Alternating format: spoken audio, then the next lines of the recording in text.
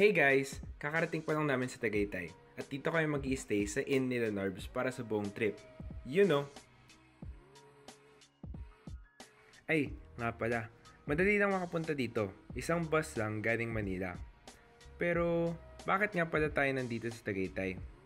Bukod sa inn nila Norbs, ang Tagaytay ay kilala para sa maganda nitong klima, tanawin o view, at mga bagong businesses na nandito.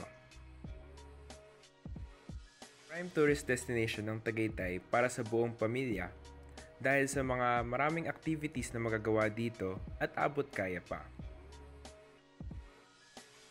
Ang Tagaytay ay tinatawag ding second summer capital of the Philippines dahil sa preskong lamig dito.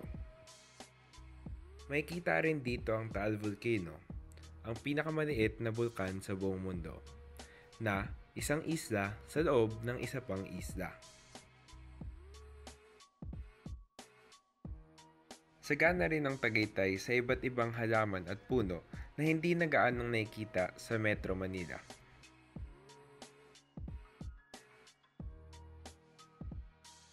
Kaya naman napakaraming turistang narating dito. Kaya napakarami rin taong nagtatayo ng inn. Hanggat ngayon ay patuloy ang pagsasagawa ng mga building na komersyal sa Tagaytay. Mga inn, mall, kainan at iba-iba pa. Nakakapagtaka rin pero napakaraming aso dito sa Tagaytay.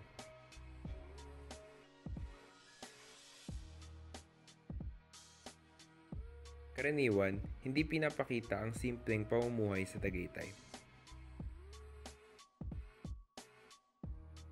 Nakikita natin ang mga magagarbong bahay sa Tagaytay. Tulad na rin ng mga mall dito sa Tagaytay tulad ng Serene, Ayala. Napakarami talagang tapsilugan at bulaluhan dito sa Tagaytay. Kakakain lang namin sa Merben's Tapsilugan. Dito talaga ang pinakamasarap na bulalo sa buong Tagaytay.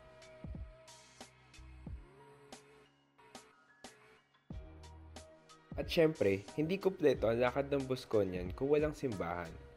Kaya, andito kami sa Our Lady of Lourdes Parish.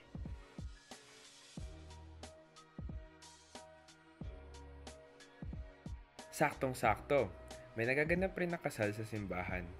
Tunay na mabuti talaga ang araw na ito sa amin.